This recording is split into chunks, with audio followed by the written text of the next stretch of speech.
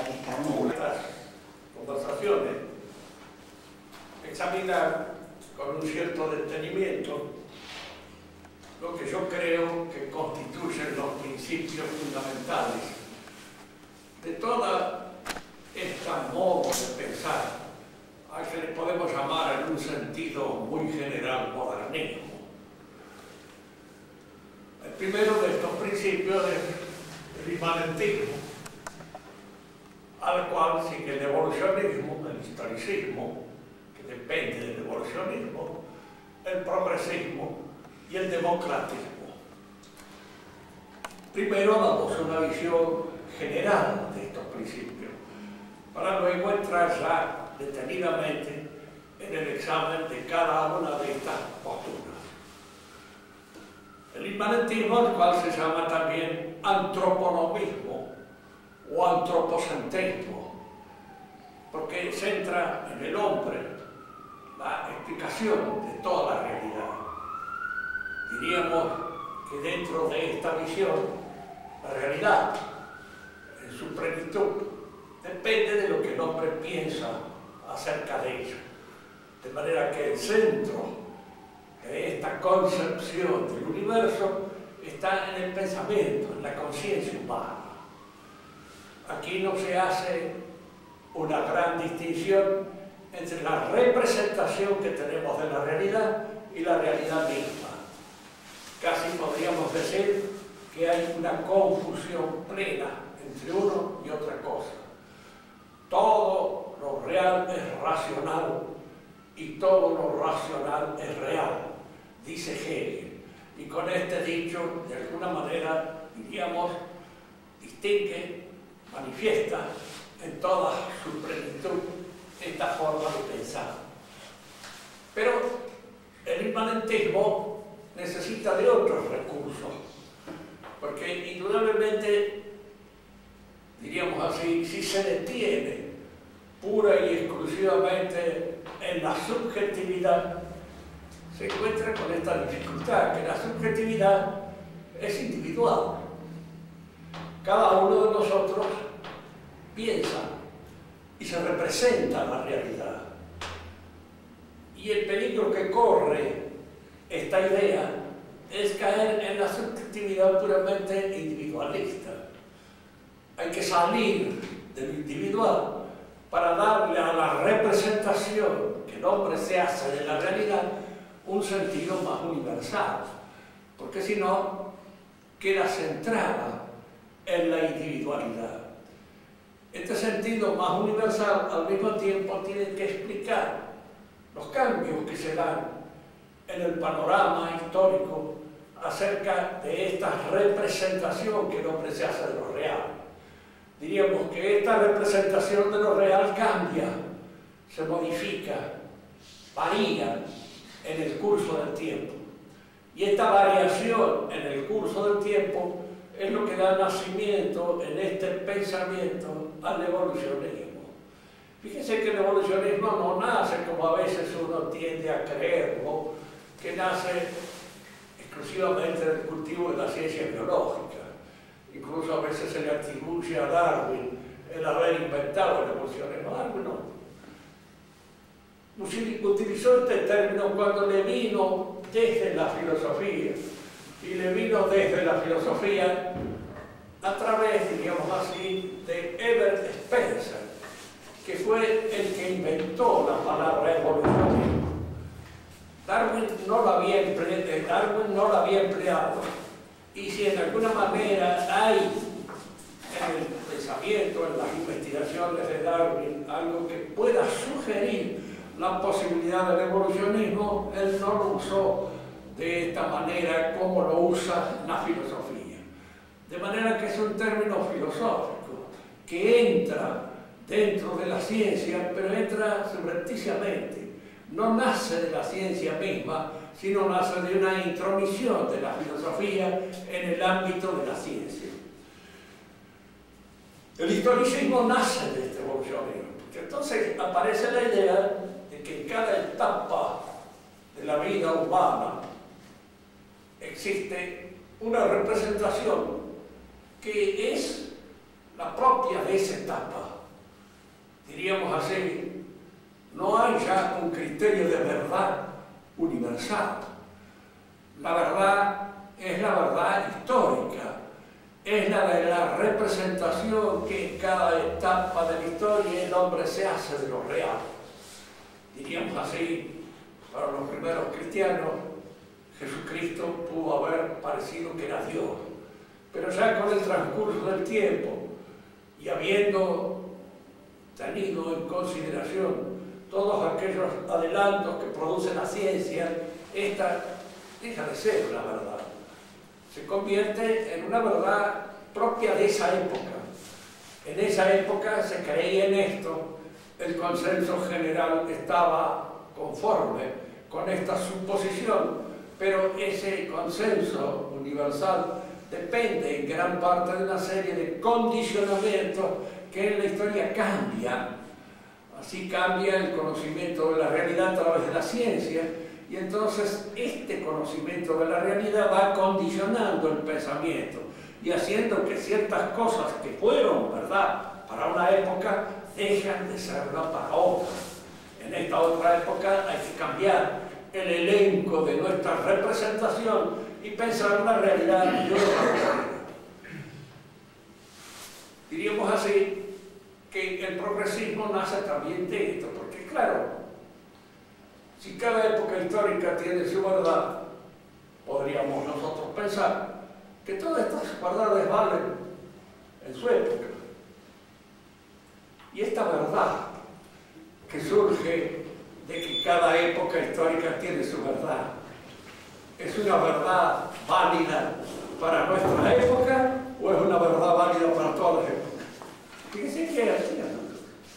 Si es válida para todas las épocas hay una contradicción, de hecho, porque entonces no es una verdad que nace en nuestra época y que vale para nuestra época, sino que vale para todas. Y si vale para todas, tiene una universalidad, diríamos así, que contradice el hecho del historicismo. Entonces no hay verdades que nacen en una época, hay algunas verdades, estas, que valen para todas las épocas. Y una de esas es de que las verdades surgen en cada época y se acomodan al modo de pensar de esa época. Y aquí nace la necesidad del progresismo, es decir, la necesidad de que las distintas representaciones epocales, llamémoslas así, porque hoy este barbarismo se emplea bastante en filosofía, las distintas representaciones epocales o de época o temporales, para decirlo de una manera más apropiada, las distintas representaciones temporales van siendo cada vez más avanzadas, es decir, diríamos que esta representación de nuestra época, propia de nuestra época, supone la asunción de todas las representaciones anteriores y al mismo tiempo una superación de esa representación. Nosotros avanzamos en nuestro conocimiento de la realidad. El progresismo se impone en alguna medida para evitar esa contradicción que afecta intrínsecamente al historicismo determinado, al historicismo en tanto cual. Porque si el historicismo afirma de que esa verdad, el historicismo, vale para todas las épocas, entonces se contradice a sí mismo. Pero si nosotros afirmamos que cada una de las representaciones epocales asume las anteriores y las lleva a un grado de perfección más grande, que está implícita en la representación anterior, diríamos que hay un progreso en este conocimiento de las cosas. Pero acá se tropieza con una cosa. Los hombres progresan, ellos personalmente. Fíjense que si nosotros pensamos bien en esto, nos damos cuenta de que yo ya hace tiempo que no progreso más y estoy en pleno deterioro, y ese deterioro puede llegar a ser en un momento determinado bastante fuerte, de manera que en mí el progreso no será, y como no será en mí, no será en muchos otros. Entonces, de alguna manera se advierte en cada representación individual un retroceso, provocado por la arteriosclerosis, provocado por la edad, provocado por cualquier cosa, pero que hace que esto no se pueda sostener en el terreno pura y exclusivamente individual del progreso. Entonces nace el democratismo. El progreso no es individual, es colectivo. El progreso es el progreso de toda la colectividad, porque nosotros individualmente terminamos mal. Ese es un hecho que no se puede contestar. El individuo solo por sí mismo evoluciona a un grado determinado, alcanza una determinada perfección y luego decae y se hunde. Pero la sociedad como tal, la democracia, ella de alguna manera, diríamos, se mantiene, porque el animal social es en alguna medida eterno, es en alguna medida sobrevive a la decadencia, sobrevive a la decadencia individual.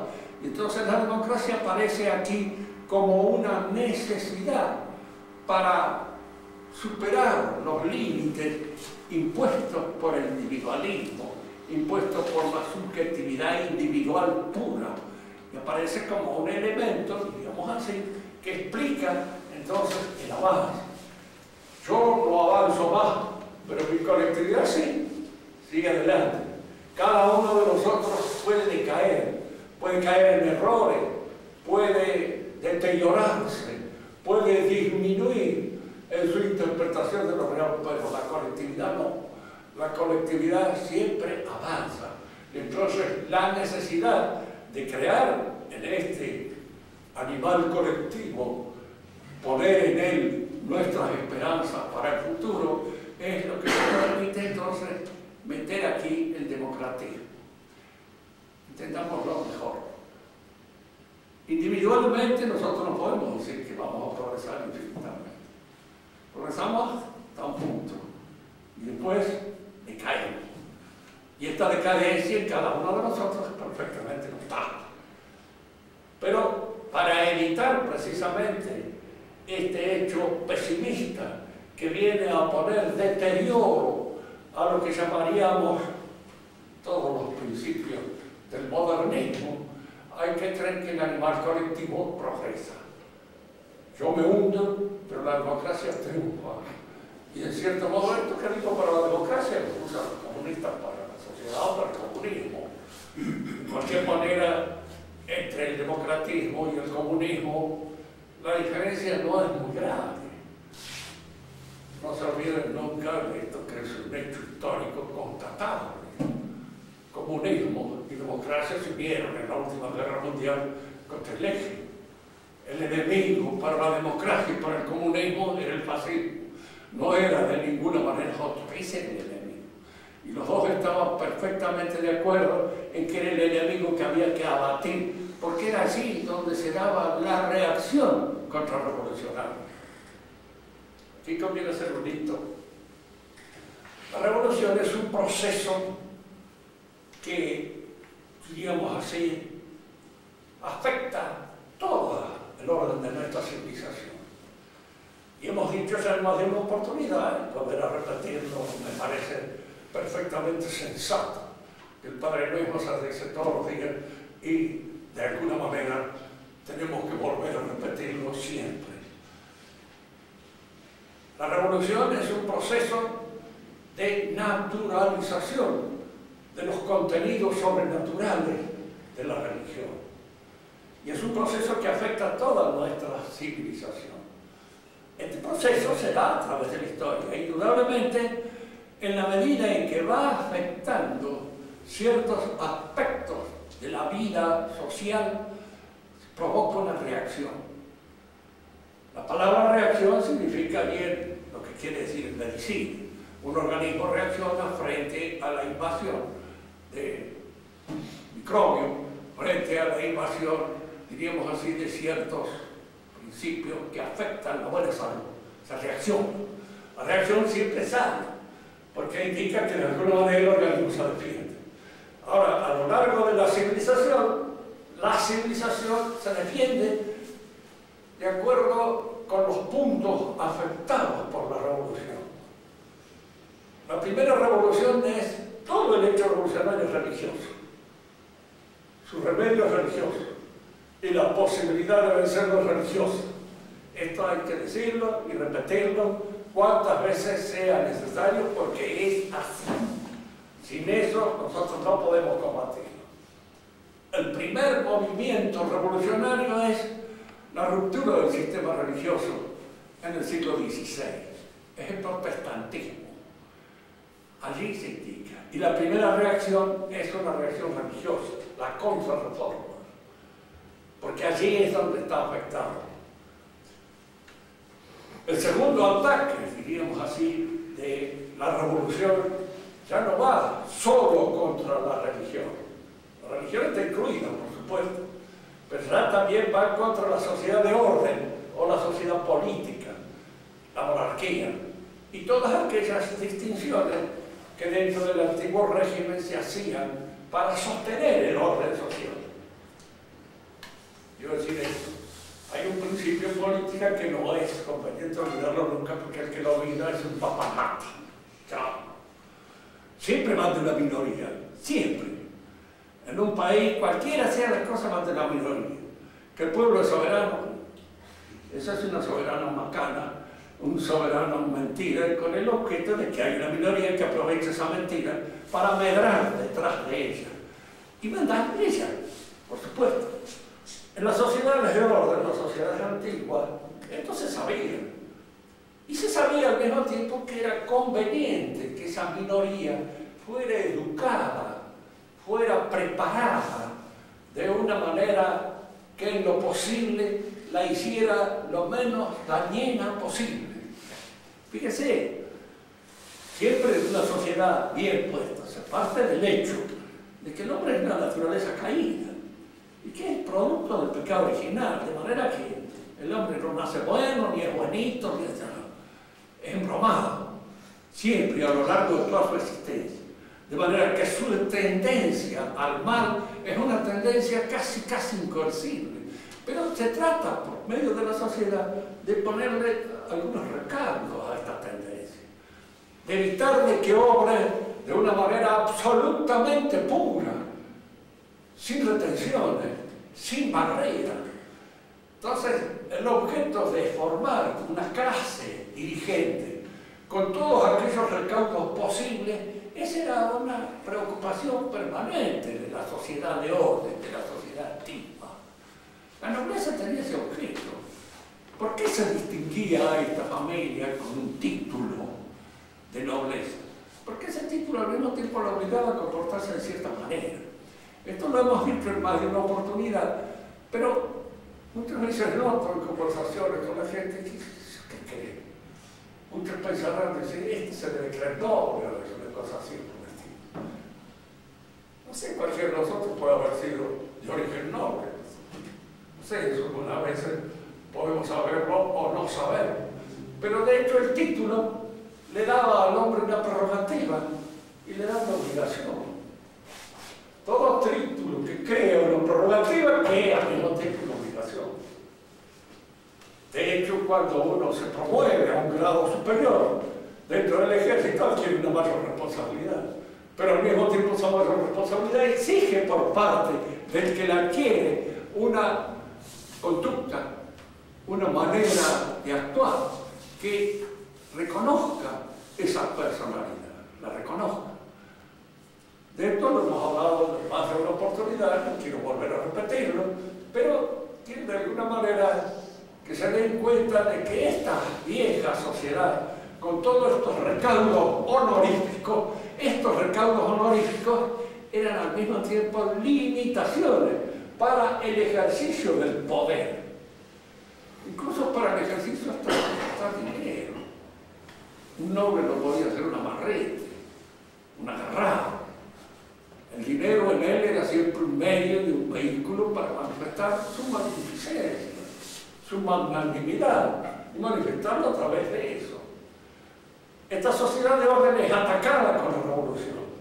Se destruye todo lo que en alguna medida es contrario al ejercicio puro del poder del dinero. Vuelvo a decirlo, estoy en la compañía de todos los buenos revolucionarios que en este mundo han existido, entre los malos. La revolución la hacen las finanzas, no la hacen pueblo porque ha llegado a su mayoría de edad. Esa es una perfecta tontería. Basta estudiar un poco la historia para darse cuenta de esto. El pueblo incluso fue reticente a la revolución. Durante la Revolución Francesa, los movimientos populares fueron contrarios a la revolución. La Vendée, en Lyon, en Bretaña, en todos esos lugares donde hubo movimientos populares fueron contrarios a la revolución, opuestos a la revolución, en cierto modo en defensa del antiguo régimen. Porque el antiguo régimen, si bien creaba esta situación de privilegios para los que mandaban, estas situaciones de privilegio podían ser logradas. Y al mismo tiempo creaba una serie de defensas para la vida social de los hombres que no tenían esa situación de privilegio. Las corporaciones de oficio eran defensas del trabajo, eran defensas de los trabajadores, y la mayor parte de estos movimientos contrarios a la revolución salieron de esas corporaciones de oficio. Y la revolución, uno de los primeros intereses que tenía era destruirla, deshacerla. ¿Para qué? Para dejar al hombre solo, sin defensas sociales, entregado a este gran elefante, diríamos así, de la revolución. Entregados a ellos, solos, solitarios, atados de pie y mano, de modo que no pudieran defenderse. Y para eso se destruían todas estas corporaciones. Marx dice esto, sí. Y nosotros lo dicen, el mismo manifiesto comunista lo dice. Pues eso es de una manera irónica, como dando a entender de que todas estas cosas, en fin, un poco líricas, en el aire se fueron mantenidas en el autor, pero lo dice. Y lo dice que estas cosas fueron desechas por la Revolución Francesa. Y entonces, frente a este ataque directo a lo que podríamos llamar el orden social tradicional, antiguo, que todavía se mantenía en el antiguo régimen, y que todavía se mantenía en la época de Luis XVI, María Antonieta. Hoy todo el mundo sabe que fue la época más grande de Francia. La revolución estalló justo cuando Francia era el país más rico de Europa, el que tenía más solvencia, el que tenía una vida social de todas las clases más elevada, más completa, más acabada. Fíjense que la demografía misma lo dice. En Francia había 30 millones de habitantes en la época de la Revolución Francesa. ¿Por qué pudo hacer frente Francia a toda la coalición de las naciones de Europa, teniendo el ejército más grande que existía en ese momento en Europa? Por eso, que tenía una demografía grande. ¿Y qué indica la demografía grande? Indica cierta capacidad, diríamos así, de enfrentar la vida con valor, con valentía, con el conocimiento de todos los inconvenientes que pueden tener los hijos. Los hogares numerosos indican de alguna manera de que allí la vida se acepta, con todos sus rigores, con todos sus peligros y con todas sus cosas, y se aceptan con cierto optimismo, con cierta valentía, con cierto vigor. Francia estaba en el mejor de los momentos de su sociedad. El rey, lo único que se le puede preguntar es que era demasiado buen hombre. Rivarol lo dice, un buen hombre del rey no es un buen rey, porque un buen hombre, solamente un buen hombre no puede ser un buen rey. El rey tiene que a veces actuar con cierta dureza frente a la sociedad que rige, porque si no actúa con dureza, se le desmorona toda la sociedad. El rey no supo actuar con dureza. El principal cabecilla de la revolución era el duque de Orleans, un primo de él, y fue en el palacio del duque de Orleans, que era a la vez jefe de la masonería en Francia, donde se inicia la revolución. ¿Qué es lo que tuvo que haber hecho el rey si hubiera sabido su oficio? Cortar la cabeza al duque de Orleans, pero de inmediato. El más fuerte, que era primo suyo, bueno, que no lo entendía. Pero de alguna manera había que hacerlo porque un rey es responsable de la vida de la sociedad. Es como un padre cuando es responsable del bien común de su hogar, puede a veces ser duro con la asistencia de un hijo que le sale cristiano. puede ser duro, incluso más debe serlo. ¿Por qué? Porque si no se le contamina a todos los otros. Y de alguna manera esto, que es un mal dicho, puede ser un inconveniente grande para mantener el bien común de la sociedad. Es cuando se ve atacado el poder político, surge la reacción política. Y la reacción se realiza pura y exclusivamente en el orden político. Pero el bien político no es solamente atacado por la revolución. Llega un momento en que la revolución ataca la salud del hombre, ataca, diríamos, a sus fuerzas, ataca lo que podríamos llamar su resistencia biológica. Y esto provoca otra reacción, que es el fascismo. Fascismo es la última reacción que hubo contra la revolución. Y el fascismo es una reacción, en Alemania fue fundamentalmente racista, porque está un poco en la modalidad típica del alemán en sentirse miembro de una raza. Fíjese que los únicos pueblos que se sienten miembros así de una raza especialmente distinguida por Dios son los judíos y los alemanes. Y entre eso se da, es curioso porque los demás pueblos, los pueblos latinos, eso no existe.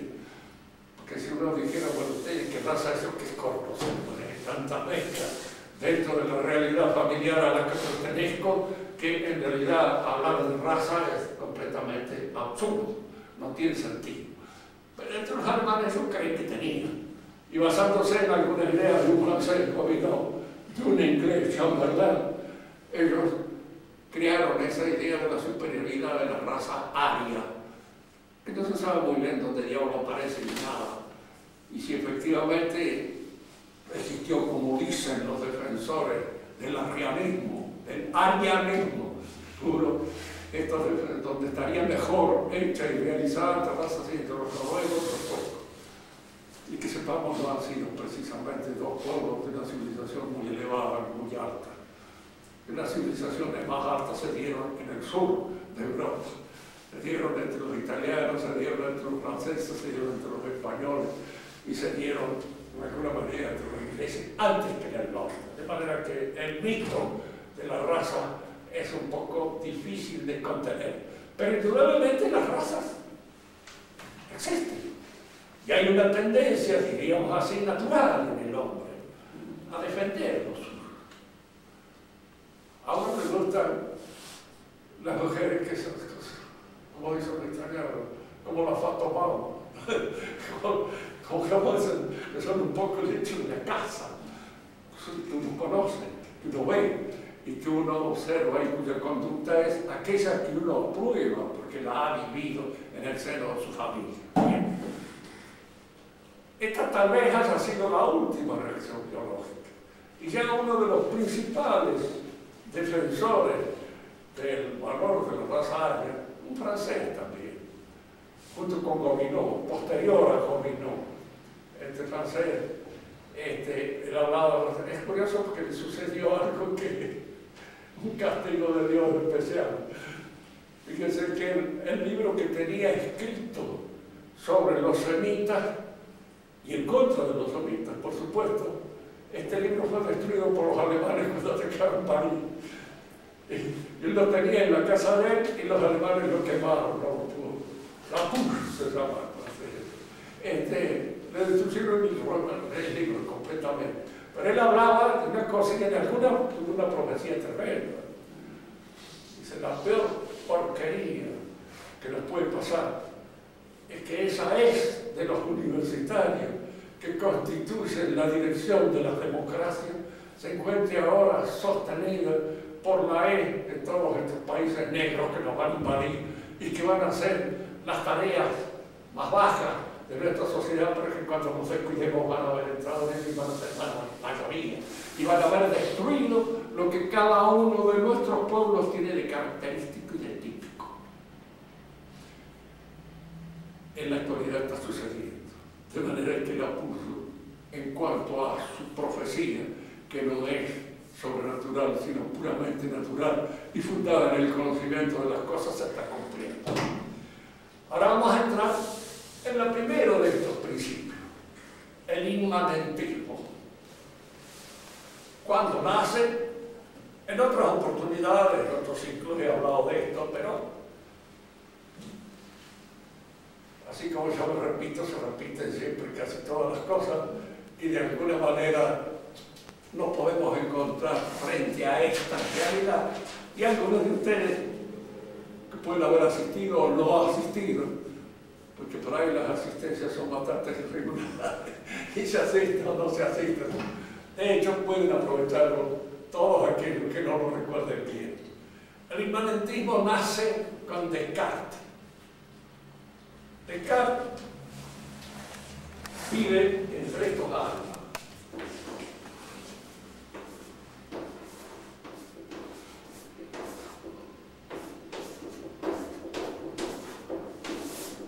En 1596 nació y en el 1650 murió. No muy grande, 54 años de vida. Era de origen burgués, probablemente, una burguesía que tenía una cierta situación dentro del Estado, de la sociedad francesa. Fue militar, soldado, un militar de carrera, dirían que era un talarta, y era efectivamente un talarta, es decir, un oficial de administración, y de alguna manera fue como oficial de administración en el que él hizo su carrera. Esta carrera lo inclinó en primer lugar por el lado de las matemáticas, y podemos decir de él sin abusar de nuestra posición de expositores, que siempre como filósofo fue un buen matemático. No diré que como matemático un buen filósofo, porque no creo que sabía matemáticas. Lo que sí en filosofía más bien se dejó llevar demasiado por el influjo de esta ciencia. En él se inicia el inmanentismo en filosofía. Esto no quiere decir que no haya existido, en un sentido, diríamos así, un tanto popular, ciertas actitudes inmanentistas que hayan ido provocando el advenimiento de esta actitud filosófica. Creo que sí, puede haber existido, pero donde adquiere su plenitud de conciencia es en el pensamiento de Descartes. Nosotros lo vamos a presentar de la manera más, diríamos, benévola posible, al mismo tiempo sin incurrir en especialidades filosóficas exageradas, pero manteniendo el razonamiento que todos ustedes, creo, que están en condiciones de poder seguirlo. Descartes crea un pensamiento filosófico. Este inmanentismo creado por él es proseguido posteriormente por otros pensadores y filósofos, que son los que advierten las dificultades del pensamiento de Descartes. Fíjense que cuando yo señale las dificultades de sus pensamientos, no son invención mía. Son lo que ha dicho acerca del Kant, lo que posteriormente ha dicho Hegel y sus continuadores. De manera que podemos perfectamente bien descansar en la seguridad de que no es la crítica hecha pura y exclusivamente desde el tomismo, sino la crítica hecha de sus seguidores modernistas, los que invalidan la mayor parte de las afirmaciones cartesianas. Como parte de Descartes, todos más o menos recordamos esa célebre frase: cogito ergo sum, pienso, luego soy. Es decir, él parte desde el pensamiento. Y ahora la pregunta nuestra es: ¿qué quiere decir con que parte desde el pensamiento? ¿Nosotros de dónde partimos? En general, para nosotros, el punto de partida de todo conocimiento es la intuición de las cosas sencillas. Yo veo a este joven que está escribiendo delante mío y no dudo de que existe y está aquí escribiendo delante mío. No lo pongo en duda. ¿Por qué? Porque se me presenta como una evidencia sencilla, inmediata. Y de ahí parte el conocimiento. Porque posteriormente, si quiero saber más acerca de él, averiguo en torno a aquellas cosas que le conciernen. Pero el punto de partida es ese, el natural. Descartes considera que ese punto de partida es dudoso, no es claro, no tiene la, ¿cómo le diré?, la veracidad inmediata que tienen las evidencias, no la tiene. ¿Por qué? Porque muchas veces los sentidos me han engañado y he creído que ese joven era fulano tal y era otro. O he creído que por allí en el camino había una laguna y era un reflejo del sol en el camino. He creído que un bastón al entrar en el agua se quebraba y en realidad es una refracción del agua sobre el bastón. Es decir, hay muchos hechos que constataban para Descartes que los sentidos no eran buenos testigos, que los sentidos se equivocaban y que entonces yo no podía partir así nomás, porque sí, de una evidencia sensible, porque no era tan evidente como yo creía. ¿Se entiende esto, verdad? Que claro, mis sentidos me han engañado en alguna oportunidad, no puedo confiar en ellos, y entonces tengo que buscar un punto de partida que sea indudable. ¿Cuál es ese punto de partida indudable? Primero, pongo en duda lo que me dicen los sentidos. Pongo en duda lo que aprendí. Pongo en duda lo que me enseñaron. Pongo en duda todo. La existencia de mi propio cuerpo. Porque a veces me suelo engañar con respecto a esa existencia. Puedo creer de que estoy en un lugar y estoy en otro. Puedo creer que estoy despierto y estoy soñando. Bien, todas esas cosas suceden. Pero hay una cosa de la que no puedo dudar. Y es de que dudo. Porque estoy dudando. Si dudo, pienso. Y si pienso, existo. Solo. Entonces el punto de partida que ahora él toma como punto de partida innegable, aquel al cual yo no puedo en absoluto negar, porque he puesto en duda todo, menos que estoy dudando porque estoy dudando, porque la duda se me presenta aquí en este momento como indudable. La duda es el pensamiento, y entonces el pensamiento es ahora el punto de partida, no sé. Pero acá es donde se empieza con una cosa. Pero mi pensamiento me dice, esto es Descartes siempre, que todos ustedes existen, que son más, que son independientes de mi pensamiento, porque aun cuando yo no los piense, siguen siendo. Y aun cuando yo me retire y me vaya, ustedes existen, independientemente de mi pensamiento. Descartes observa esto, sí lo observa, por supuesto. ¿Y de qué manera lo explica? Hay tres axiomas fundamentales que sirven de punto de apoyo a su razonamiento. Estos tres axiomas nacen del pensamiento, están impuestos por el pensamiento, son exigidos por el pensamiento, porque si no los acepto, así no puedo pensar. Y estoy pensando. De manera que mi punto de partida, el pensamiento, confirma estos tres axiomas o puntos de apoyo del pensamiento. Ex nihil fit. De la nada no sale nada. Punto. Ese es un hecho. No hay nunca en un efecto algo que no esté contenido, formal o eminentemente en la causa que lo produce. ¿Entiendes esto, cierto? Porque si hay algo en un efecto que no está en la causa que lo produce, hay algo que ha surgido de la nada. Hay algo que nace de la nada y contraría el primer punto, que es que de la nada no sale nada. ¿Se entiende este razonamiento?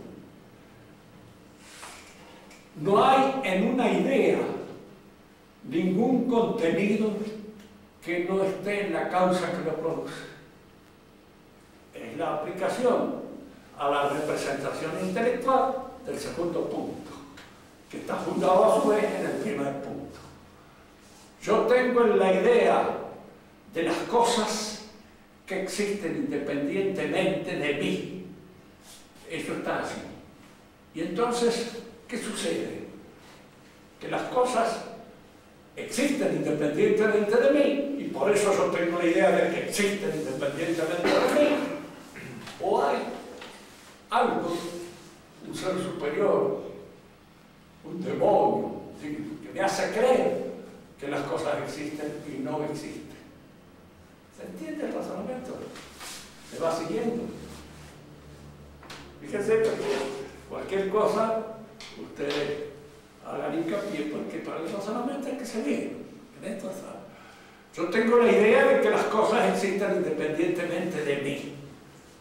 Esa idea la tengo puesta en mi mente. Y entonces puede suceder que esa idea sea provocada porque efectivamente las cosas existen independientemente de mí, o porque hay algo que me las hace creer de que existen independientemente de mí. ¿Se entiende hasta aquí el razonamiento? Entonces él tiene que demostrar ahora de que no puede haber un ser maligno que me engañe de esa manera. Y para eso tiene que demostrar que Dios existe y que es perfecto y bueno y noble, que no me engaña. Tiene que demostrar la existencia de Dios. Entonces, ¿de qué parte?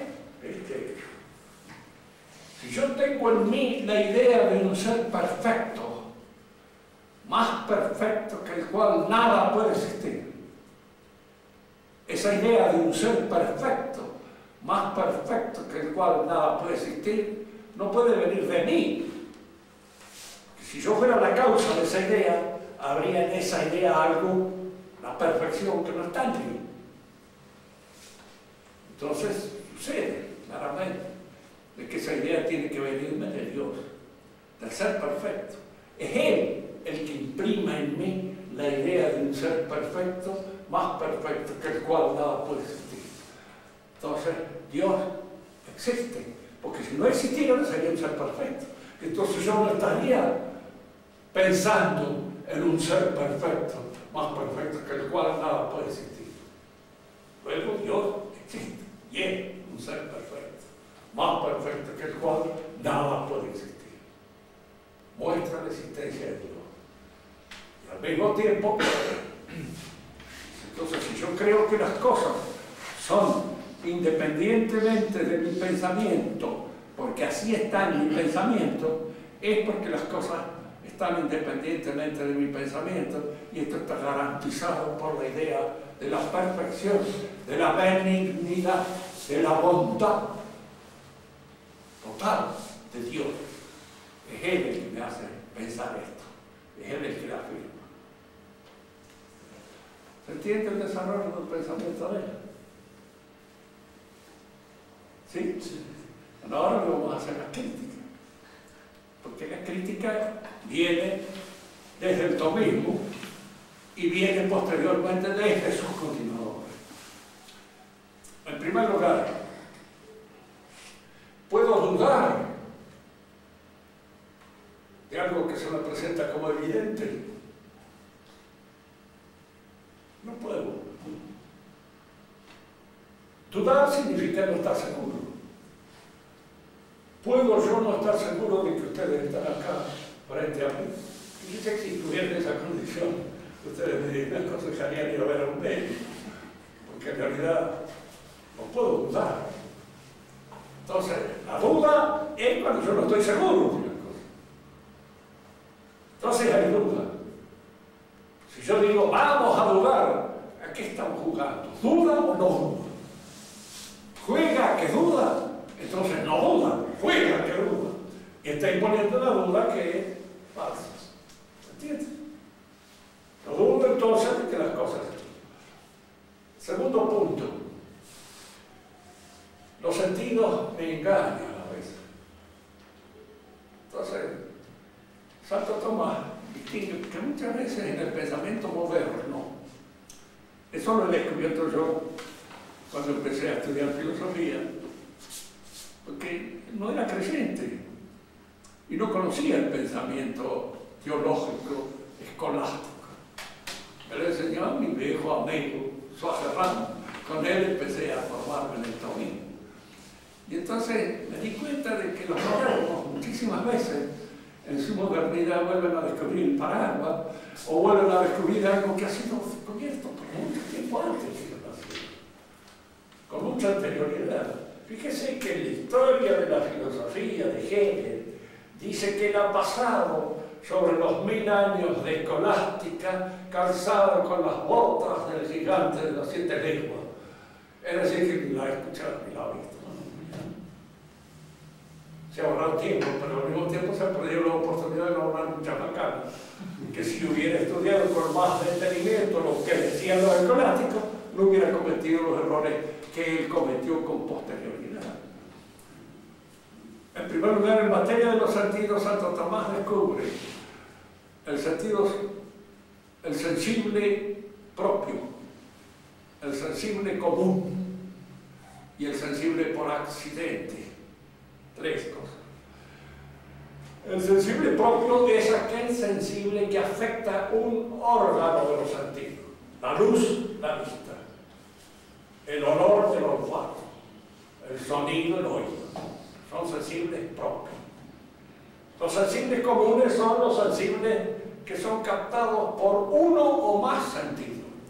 Por ejemplo, las dimensiones, el tamaño de una cosa. La puedo por la vista, darme cuenta. Y por el tacto, al mismo tiempo. Tanto que a veces corroboro el sensible por medio de uno de los sentidos y luego aplico el otro, el tacto. Tanto se me demuestra que esto efectivamente existe, resiste a la presión de mi mano. Y el sensible por accidente es lo que nosotros vemos y observamos. ¿Qué es esto? Que en realidad lo que ve y observa es nuestra inteligencia. Porque yo cuando lo veo a Agustín, no digo, mire, siento impresiones de color, luego sumo los colores, esto, el otro, y llego a la conclusión de que es Agustín. No, yo empiezo por darme cuenta que es Agustín, de entrada. Y después, por análisis, descubro que esto puede ser el resultado de una serie de una concurrencia de sensibles. Pero lo que yo veo es una cosa real, una sustancia determinada. Veo una casa, veo un árbol, veo un hombre. Y esos no son sensibles, porque no son sensibles propios ni comunes. Un hombre no es. Es algo que en los sentidos mi inteligencia percibe, que en los sentidos dados mi inteligencia ve. Esto ha sido descubierto hace relativamente muy poco por la Gestalt Theory en psicología. Estaba ya descubierto hacía siglos. Y mejor expresado todavía. Mejor expresado. Yo recuerdo que estudié con el profesor de psicología en la Gestalt Theory, estudiando, ¿no? Y era el gran descubrimiento de la época. Es Santo Tomás. Es el sensible por accidente, lo que yo percibo, lo que yo veo, lo que yo observo. Y este es sensible. Y luego en el sensible hay una cosa, porque yo veo en este momento a mi padre, lo veo al padre Gentili, lo veo. Y si me equivoco y no es el padre Gentili, lo confundo. Entonces Santo Tomás hace la distinción entre lo percibido por los sentidos y lo que él llama el judicium sensu, el juicio del sentido.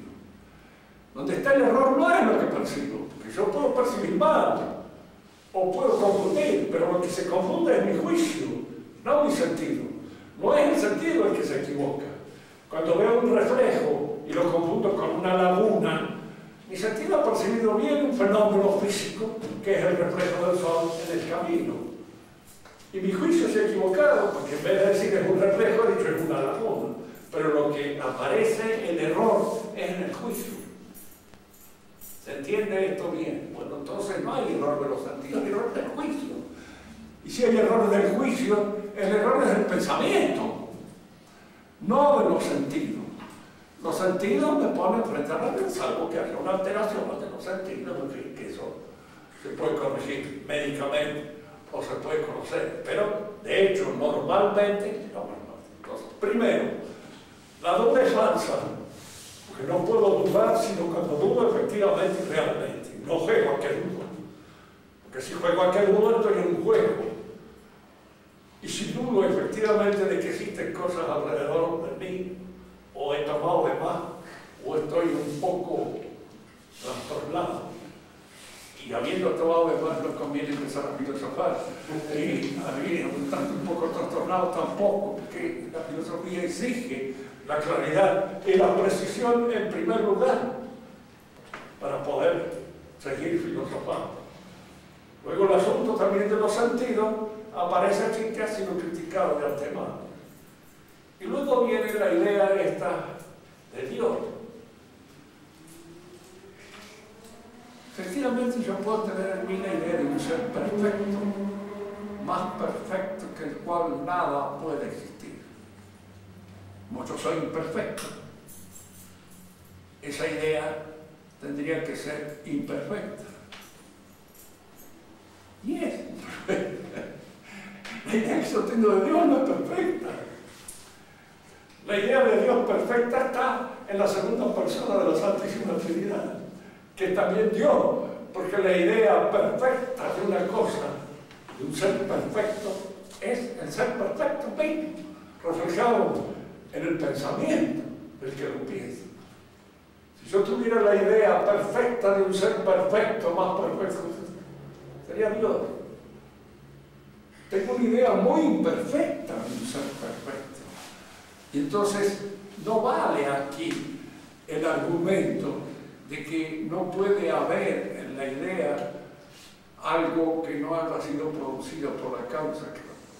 Siendo yo una causa imperfecta, lógicamente mi idea es imperfecta y no perfecta como supone, de manera que acá el razonamiento es falso.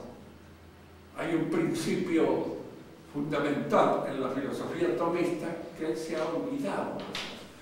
Del noce al esse non vale la consecuencia, es decir, de mi representación a la realidad concreta son distintas. Mi representación no es la realidad concreta.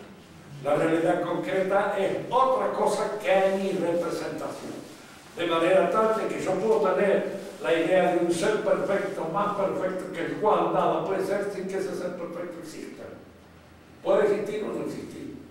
Esto ya un monje benedictino había hecho ya la crítica de este argumento, porque este es un argumento que se encuentra en San Anselmo de Cantareón, del cual lo tomó Descartes y le dio una interpretación distinta, pero el argumento está en la teología de San Anselmo. Y la crítica había sido hecha por un monje Gaudilón a la idea de San Anselmo de Cantareón.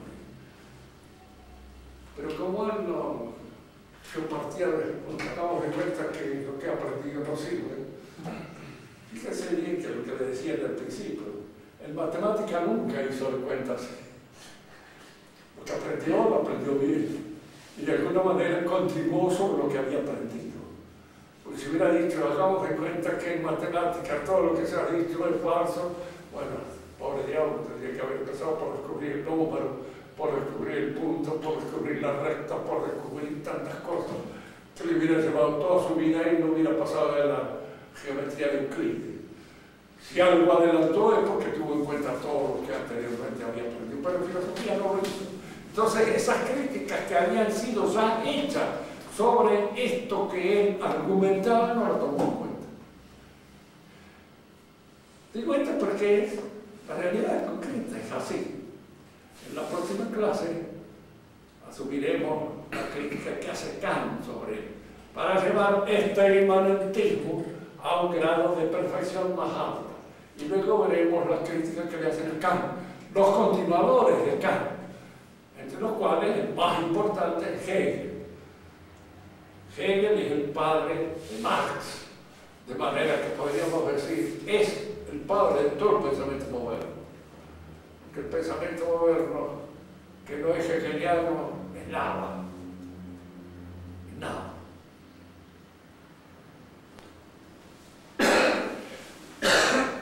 Sí, señor.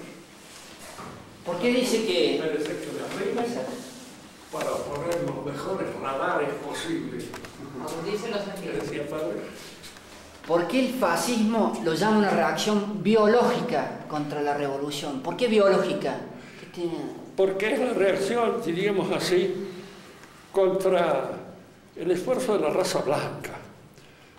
Ellos se dan cuenta de que el ataque de la revolución ahora aparece, diríamos así, dirigido a esta superioridad del blanco sobre los otros pueblos de la tierra.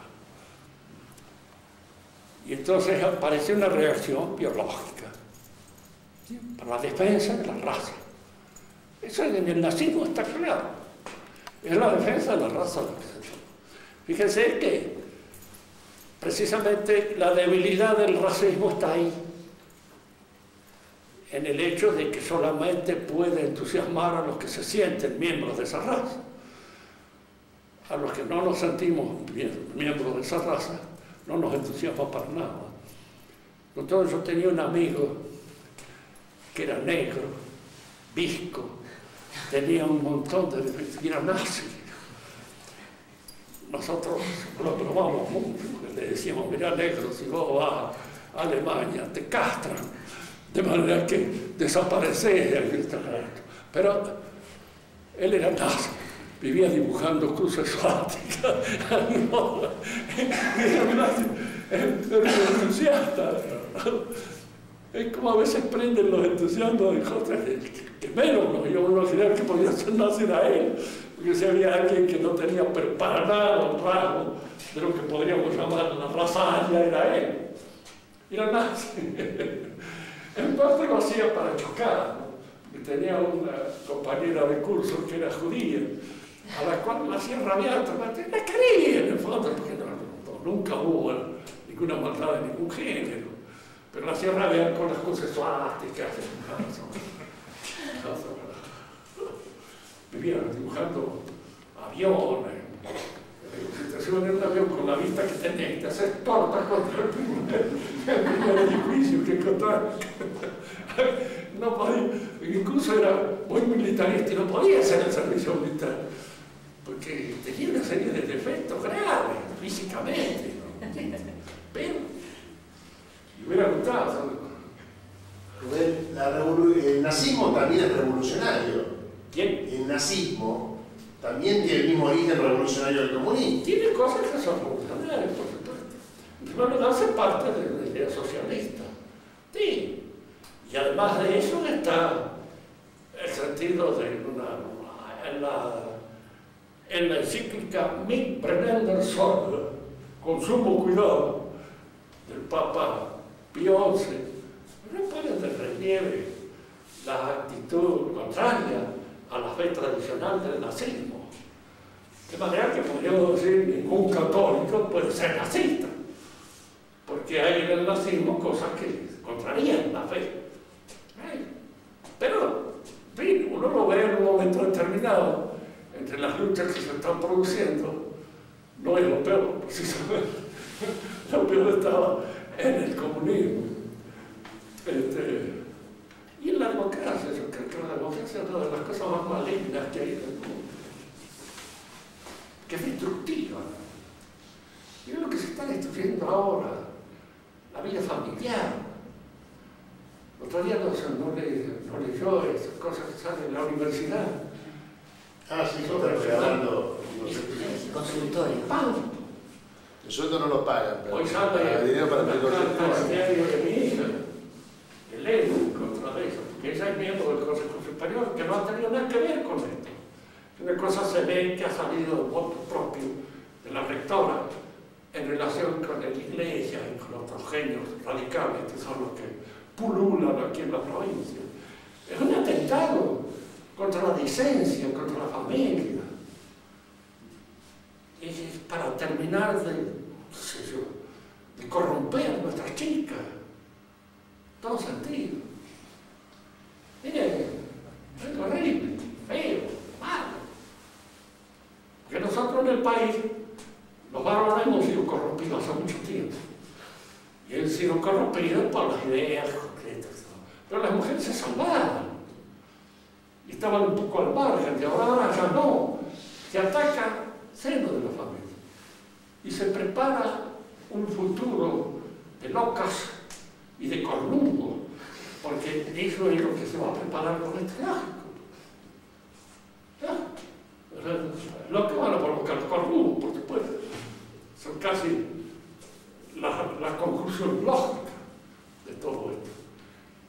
Y es la universidad, como si fuera la institución digna de que se reemplazara a un kiosco que está frente al prostíbulo, porque es la que reparte todos los elementos.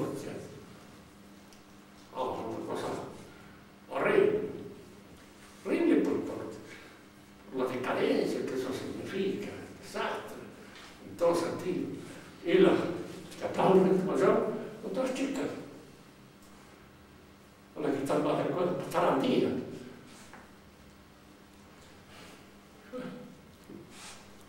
Tata, ¿los bienaventurados tampoco tienen una idea perfecta de Dios? ¿O los bienaventurados en la vida eterna tienen ya una idea perfecta de Dios o tampoco la pueden alcanzar? Porque lo ven cara a cara. Ya la tienen, ¿no es cierto? Sí. O sea, ellos sí la logran tener. Ellos tienen la representación adecuada. Perfecto, ¿no? Fíjense que siempre de cualquier modo, Pero no es perfecta, es hay adecuada. una distinción entre la representación y Dios, porque ellos no son Dios. Claro, pero es adecuada, pero no es perfecta. Claro. Hoy día, a través del democratismo, es el fruto de la acción de los que ganaron la Segunda Guerra Mundial. De la acción de los Que ganaron la Segunda Guerra Mundial. Bueno, no, miren, de cualquier modo la cosa hubiera sido también siempre en la línea de la revolución, porque como dicen, es cierto, el nazismo mismo, si hubiera ganado la Segunda Guerra Mundial, era un movimiento que no es el movimiento de regeneración que la Iglesia hubiera querido. Ahora, esto es claro, de hecho más grande porque había que, en primer lugar, diríamos,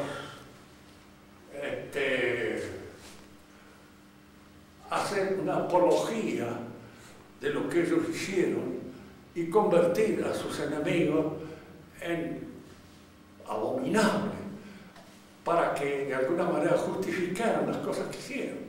Creo que Alemania las rompieron todas. Echaron bombas sobre las ciudades, mataron gente para tirar para arriba. Bueno, esas cosas, para poder admitirlas, para poder justificarlas, hay que convencer a todos los demás de que aquello era la abominación de la desolación. Y han mentido, tío. Yo no creo que haya 6 millones de judíos muertos en el Holocausto. Primero porque nunca los hubo en Alemania, no hubo tanta gente. Creo que los judíos que había en Alemania no alcanzaban a 1 millón. Y hay que pensar de que surgió el nazismo y empezaron más. Todos los que tenían plata se fueron. Indudablemente, como siempre sucede, a veces los que pagaron el pato fueron los pobrecitos que no tenían nada. Que a lo mejor eran los más inocentes, los más infelices. Porque hay judíos que son muy buenos tipos. Yo he conocido 2 que eran sastres, míos, que eran excelentes. Mira, pocas veces he visto así individuos más generosos, más buenos. No sé si de afecto, pero claro, cuando están encausados, es lo que decía un norteamericano una vez que estaba acá. Dice, y usted ve un negrito, dice, pobre negrito, qué lindo negrito, 2 negritos, qué lindo los 2, 3 negritos, chicas, ruido hacen todos estos negritos. 4, 5 negritos, ya la bataola espantó.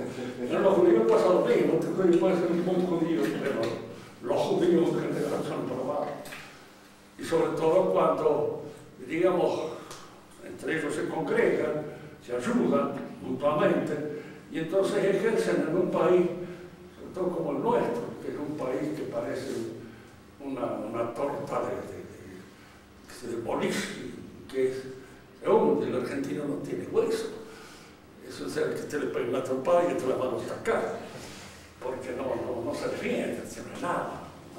Y entonces, frente a eso, el judío es rey. Hace poco decían los mismos, uno de los representantes del gobierno judío, Se nos dice hasta la saciedad que los norteamericanos van a entrar para ayudarnos, pero dice, recordemos que a los norteamericanos los matamos nosotros.